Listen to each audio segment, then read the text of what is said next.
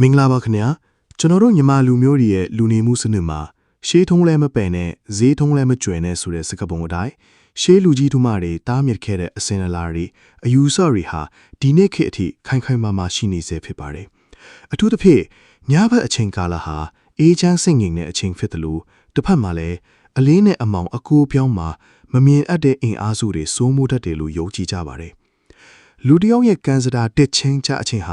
ာမိမိရဲ့နေစဉ်အပြုအမူတွေပေါ်မှာအများကြီးမူတည်နေပါတယ်။တခါတလေမှာကျွန်တော်တို့သတိမထားမိပဲလုံမိနေတဲ့သိငယ်တဲ့အပြုအမူလေးတွေကကိုယ့်ရဲ့လက်လာပါတွေကိုပိတ်ပင်တားဆီးနေတာမျိုးအိမ်တွင်းမင်္ဂလာကိုဆုပ်ယုပ်စေတာမျိုးဖြစ်တတ်ပါတယ်။မယုံရင်ပုံပြင်မှတ်လို့ဆိုရိုးရှိပေမဲ့ဒီအချက်တွေကိုစင်ကျင်ချင်းဖြင့်ဘေးပြားဝေးကွာကြီးလာပွင့်စေဖို့အထောက်အကူဖြစ်စေမှာပါ။အခုကျွန်တော်တင်ဆက်ပေးမယ့်အကြောင်းအရာကတော့ညဘက်မှာလုံးဝမလုပ်တဲ့အချက်များပဲဖြစ်ပါတယ်။ဒီအချက်တွေကိုတည်ထားခြင်းဖြင့်တင်းရဲ့ညတာတွေကိုပုံမမင်္ဂလာရှိစေပြီးစီးပွားလက်လားပါတွေတိုးတက်စေဖို့ပြင်ဆင်နိုင်မှာပါ။နံပါတ်1ကတော့ညဘက်တွင်အိမ်အပြင်သို့အမိုက်ဆွန့်ပစ်ခြင်းနဲ့ဓမြက်စီးလှဲခြင်းပါ။ညဘက်မှာအမိုက်ပစ်တာဒါမှမဟုတ်ဓမြက်စီးလှဲတာဟာမြန်မာအယူဆမှာတော့အိမ်တွင်းကလက်လားပါတွေကိုအပြင်ကိုမောင်းထုတ်လိုက်တာနဲ့အတူတူပဲလို့ယူဆကြပါတယ်။ရှေးလူကြီးတို့မတွေ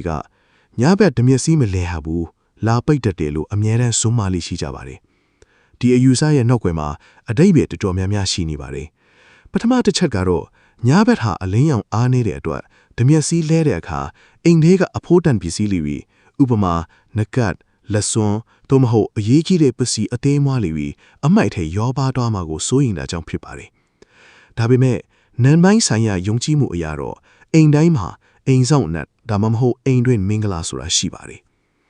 ညဘက်ဓမြက်စီလေးတဲ့အခါအဲ့ဒီမင်္ဂလာတရားတွေနဲ့စီးပွားလလပါတွေကိုအပြင်ကိုတွန်းထုတ်လိုက်တယ်လို့ခက်သွားစေပါတယ်။အိမ်ထဲမှာရှိနေတဲ့ငွေကြီးဒနာတွေလွင့်ဆင့်တွားတတ်တယ်လို့လည်းအဆိုရှိပါတယ်။အထူးသဖြင့်ညင်နှက်တဲ့အချိန်မှာအမိုက်ပုံးတွားထွန်းတာမျိုးဟာလေမမြင်အပ်တဲ့အရာတွေကိုတွားရောက်ထိခိုက်မိစေနိုင်တယ်လို့ကိုယ့်ရဲ့အိမ်ရဲ့စီးပွားရေးလမ်းကြောင်းကိုလည်းထိငေါ့စေနိုင်ပါတယ်။ဒါကြောင့်နေကင်းဘက်မှာအမိုက်တွေကိုစနစ်တကျဆင့်ပြီးညဘက်မှာလို့အိမ်ထဲမှာပဲငိမ်သက်ထားရှိတာက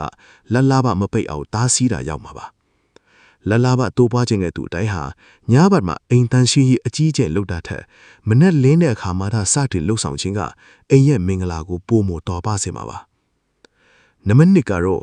့ညဘက်မှာလက်သင်းလီစပင်းတွေဖြတ်ခြင်းပါညဘက်တစ်ချိန်မှာလက်သင်းဖြတ်တာစပင်းဖြတ်တာတွေကိုရှေးလူကြီးသူမတွေကအလွန်ရှောင်ရှားတဲ့အပြုအမူတစ်ခုလို့ယူဆကြပါတယ်ဒီလိုလူငယ်ကံကောင်းခြင်းတွေရော့နေသွားပြီးလာပိတ်တတ်တယ်လို့ယုံကြည်ကြပါတယ်အချို့ယုံကြည်ချက်မှာတော့ညဘက်ဟာစွမ်းအားမကောင်းတဲ့အရာတွေလှုပ်ရှားနေတဲ့အချိန်ဖြစ်လို့ကိုယ်ခန္ဓာကနေတစိမ့်ပံကိုဖျက်ထုတ်လိုက်တာဟာကိုယ့်ရဲ့စွမ်းအားတွေကိုရော့နေစေတတ်တယ်လို့ဆိုကြပါတယ်ဒါပြင်လက်သေးနဲ့စပင်းတွေဟာကိုယ်ရေးတရားကိုယ့်ရဲ့ကံကြမ္မာနဲ့ဆက်နွယ်နေတယ်လို့ယူဆကြတာကြောင့်ညအချိန်မှာဖြတ်ခြင်းဟာမကောင်းတဲ့အင်အားတွေကိုဖိတ်ခေါ်တယ်လို့ဖြစ်နိုင်တယ်လို့လည်းပြောကြပါတယ်။အဲဒါကြောင့်မတိမတာကံဆိုးမှုတွေအခက်ခဲတွေဖြစ်လာနိုင်တယ်လို့ယုံကြည်ထားကြပါတယ်။အကောင်းဆုံးကတော့လက်သင်းစပင်းဖြတ်ခြင်းတွေကိုနေ့အချိန်မှာပဲပြုလုပ်ပြီးညဘက်မှာတော့ကိုယ်ခန္ဓာနဲ့စိတ်ကိုအေးချမ်းစွာထိန်းသိမ်းထားခြင်းဖြစ်ပါတယ်။ဒီလိုလုပ်ခြင်းအပြင်ကိုယ့်ရဲ့ကံကောင်းခြင်းတွေရော့နေမသွားစေပဲဆက်လက်တည်ရှိနေစေပါလိမ့်မယ်။နံပါတ်3ကတော့ညဘက်မှာလေချွင်ခြင်းနဲ့တချင်းဆိုခြင်းပါညဘက်တိတ်ဆိတ်နေတဲ့အချိန်မှာတယောက်ထဲအပျော်တဘိုးနဲ့ဖြစ်အလေးအချင်းအပြင်ဖြစ်လေချွင်တာဒါမှမဟုတ်တိုးညင်းတဲ့ပချင်းဆိုလာမျိုးဟာလေလာပိတ်စေတဲ့အပြုအမူတစ်ခုလို့ယူဆကြပါတယ်ရှေးလူကြီးတို့မတွေကညဘက်လေမချွင်ရဘူးတရေခေါ်တယ်လို့ဖြစ်တတ်တယ်လို့တတိပေးလိရှိကြပါတယ်ဒါဟာကြောက်လန့်အောင်ပြောတာထက်ပိုတဲ့အဓိပ္ပာယ်တွေရှိနေပါတယ်လေချွင်းတဲ့ဒါမှမဟုတ်တိုးငင်းတဲ့တချင်းတဲ့ဟာညင်နဲ့တဲ့အချိန်မှာမမြင်အပ်တဲ့နန်လောကသားတွေကိုဆွဲလိုက်စားတယ်လို့ဖြစ်သွားတတ်ပါတယ်။နန်ပိုင်းဆိုင်ရာယုံကြည်မှုအရာတော့ညဘက်မှာအိမ်တွင်းအေးချမ်းမှုနဲ့လက်လာပါတွေကိုစောင့်ရှောက်တဲ့နှက်ကောင်းနှက်မြက်တွေဟာစိတ်ငြိမ်မှုကိုနှစ်သက်ကြပါတယ်။အကြောင်းမဲ့လေချွင်းတဲ့ဟာအိမ်ရဲ့တည်ငြိမ်မှုကိုပြပြားစေပြီးအိမ်တွင်းမှာရှိနေတဲ့ကောင်းကျိုးမင်္ဂလာတွေကိုလွင့်စင်သွားစေတယ်လို့ဆိုပါတယ်။လေချွင်းရင်လာလွင့်တယ်ဆိုတဲ့စကားအတိုင်းပဲကိုယ့်စီကိုဝင်လာမဲ့ငွေကြေးလက်လာပါတွေဟာလေစဲမှာပဲပျောက်ဆုံးသွားတတ်ပါတယ်။ဒါပြင်ညဘက်မှာဒီလိုအထံတွေပြုလုပ်တာဟာစိတ်ကိုလွင့်ပြစေပြီးအာယုံဆူးဆိုင်မှုကိုလျော့နေစေပါတယ်။စီးပွားရေးလိုကန့်တူတွေအတွက်အာယုံဆူးဆိုင်မှုဖြစ်ပြားခြင်းဟာဆုံးဖြတ်ချက်အမှားတွေကိုဖြစ်စေနိုင်ပြီးလက်လာပါတားဆီးတာရောက်ပါတယ် လလဘာဒီမဲမှန်စီဖို့ဆိုရင်ညဘက်မှာစိတ်ကိုငြိမ်သက်အောင်ထားပြီးမလိုအပ်တဲ့အတန်ပလန်ဒီမဖြူလို့ပဲနေထိုင်ခြင်းဟာအိမ်ရဲ့မင်္ဂလာจิตတီကိုပုံမတိုးပါစေမှာပါနံပါတ်၄ကတော့ညဘက်မှာအပြင်သို့အဝတ်လန်းခြင်းပါညဘက်မှာအဝတ်လန်းတာဟာခေတ်ကာလအရာအလုတ်အားတွေချိန်လွတ်ကြတာမျိုးရှိနိုင်ပြီမိမြန်မာရိုးတာယုံကြည်မှုမှာတော့ဒါဟာလာပိတ်ရှိပြီးအိမ်တွင်းကိုနမိတ်မကောင်းတာတွေတဲလာနိုင်တယ်လို့ယူဆကြပါတယ်ရှေးလူကြီးသူမတွေကနေဝဲမိုးချုပ်အဝတ်လန်းရင်အညော်မိတတ်တယ်လို့ပြောလို့ရှိပါတယ်ဒီအညော်ဆိုတဲ့အတိပ္ပယ်ကတော့ညဘက်မှာလွေ့လေသွားလာတတ်တဲ့မမြင်အပ်တဲ့အရာတွေရဲ့အငွေ့အသက်တွေကျွန်တော်တို့ရဲ့အဝတ်အစားတွေမှာကပ်ညှိသွားတာကိုဆိုလိုတာပါအဝတ်အစားဆိုတာလူတစ်ယောက်ရဲ့ကိုယ်ပွားလို့ဖြစ်နေတာကြောင့်ညဘက်မှာအဝတ်လန်းထားရခါအဲ့ဒီအဝတ်တွေကတဆင့်မကောင်းတဲ့စွမ်းအားတွေစုပ်ယူမိသွားတတ်ပါတယ်ဒါဟာအိမ်တွင်းမှာရှိနေတဲ့စီးပွားလက်လာပါတွေကိုညှိုးနှွမ်းစေပြီးအိမ်သားတွေရဲ့ကျန်းမာရေးကိုလည်းထိခိုက်စေနိုင်ပါတယ်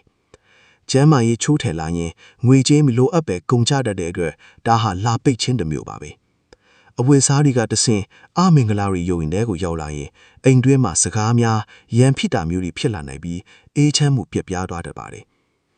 နောက်တစ်ချက်ကတော့ညဘက်မှာလမ်းထားတဲ့အဝတ်တွေဟာနေဆောင်ကြီးရအလင်းစွမ်းအားကိုမရရှိတဲ့အတွက်တန့်ရှင်းမှုအားနည်းပါတယ်လလဘာတိုးပွားခြင်းတဲ့သူတွေအနေနဲ့မိမိတို့ဝတ်ဆင်မဲ့အဝတ်စားတွေကိုတန့်ရှင်းလက်ဆက်တဲ့နေဆောင်ကြီးနဲ့ပဲအချောက်ခံတင်ပါတယ်ညဘက်မှာအဝတ်တွေကိုအပြင်မှာပြစ်မထားပဲအိမ်ထဲမှာပဲစနစ်တကျတင်းစီထားခြင်းဟာအိမ်ရဲ့ဖုံးကန်ကိုမြင်တင်ပေးတာရောက်တယ်လို့မမင်္ဂလာမရှိတဲ့အရာတွေဝင်လာဖို့ပါလေကာကွယ်ပေးနိုင်ပါတယ်နံပါတ်5ကတော့ညဘက်မှာမှန်ရှိမှကြားကြားစွာရက်ချီခြင်းပါညီနဲ့တဲ့အချိန်မှာမှန်ကိုကြားကြားကြည့်တာဒါမှမဟုတ်မှန်ရှိမှအလှအပြင်တာမျိုးဟာလေရှောင်ချင်တဲ့အချက်ပါလေမှန်ဆိုတာအလင်းပြန်တဲ့သဘောရှိသလိုတစ်ဖက်မှာလည်းနန်လောကနဲ့လူလောကကိုဆက်သွယ်ပေးတဲ့တကားပေါက်လိုတင်စားလေးရှိကြပါတယ်ညဘက်မှာလူတယောက်ရဲ့စွမ်းအားကအနှိမ့်ဆုံးအခြေအနေကိုရောက်နေတတ်ပြီးမှန်တဲ့ကကိုယ့်ရဲ့ပုံရိပ်ကိုကြာကြာစိုက်ကြည့်နေတာဟာကိုယ့်ရဲ့ဖုံးကန်တဲ့စွမ်းအားတွေကိုမှန်တဲ့ကတဆင့်အဆုတ်ယူခံရတယ်လို့ဖြစ်တတ်တယ်လို့ရှေးယုံကြည်မှုတွေမှာရှိခဲ့ပါတယ်အထူးသဖြင့်ညဘက်မှာမှန်ကိုကြည့်တာဟာစိတ်ကိုလွင့်ပြစေပြီးအာယုံခြောက်ခြားမှုကိုဖြစ်စေနိုင်ပါတယ်မှန်တဲ့ကတဆင့်မကောင်းတဲ့စွမ်းအားတွေကကိုယ့်ရဲ့မျက်နှာမှာလာရောက်ကပ်နှိသွားနိုင်ပြီးမျက်နှာမကြည်မလန်ဖြစ်စေတာကြောင့်ပါစီးပွားရေးလုပ်ကန်သူတွေအတွက်မျက်နှာဆိုတာလလဘဝင်းပေါက်ပါမျက်နှာမကြည်မလန်ဖြစ်နေရင်ဒါမှမဟုတ်စိတ်မကြည်မလန်ဖြစ်နေရင်လလဘတွေလည်းဝေးကွာသွားတာပါတယ်ဒါအပြင်အိတ်ခမ်းထဲမှာကုတင်တဲ့မျက်နှာချင်းဆိုင်မှန်ထားခြင်းကိုလည်းရှောင်ကျဉ်ရပါတယ်ညဘက်မှာမှန်တွေကထွက်ပေါ်လာတဲ့လိုင်းတွေကအိမ်တွင်းကအေးချမ်းမှုကိုနှောက်ယှက်ပြီးငွေကြေးစည်းလုံးခြင်းကိုတန့်သွားစေတယ်လို့ဆိုပါတယ်ဒါကြောင့်ညဘက်မှာမှန်ကိုလိုအပ်တာထက်ပိုမချပဲစိတ်ကိုခန္ဓာကိုယ်ရင်းမှာပဲပြန်လဲစုစည်းပြီးအနားယူခြင်းဟာကိုယ့်ရဲ့ကံကြမ္မာကိုပြန်လဲအားဖြည့်တာရောက်ပါလိမ့်မယ်အခုပြောပြခဲ့တဲ့အချက်နားချက်ကဆိုရင်ကျွန်တော်တို့မြန်မာလူမျိုးတွေရှေးအစဉ်အဆက်ကနေတဲ့ကလက်ခံယုံကြည်လာခဲ့ကြတယ်ညဘက်မှာရှောင်ကျဉ်တဲ့အပြုမှုတွေပဲဖြစ်ပါတယ်အချို့ချက်တွေဟာခေတ်ကာလအရာပြောင်းလဲမှုတွေရှိနိုင်ပေမဲ့ကိုယ့်ရဲ့ကံကြမ္မာနဲ့လက်လာပါတွေမပိတ်အောင်ဆင်ခြင်ခြင်းဟာအကောင်းဆုံးပါပဲ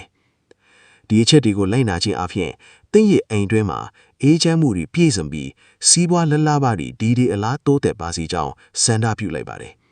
အခုလိုစိတ်ဝင်စားစရာကောင်းတဲ့အကြောင်းအရာတွေကိုအမြဲတမ်းနားဆင်နိုင်ဖို့အတွက်ကျွန်တော်တို့ရဲ့ channel ကိုလည်း subscribe လုပ်ထားဖို့မမေ့ပါနဲ့ဦးခင်ဗျာ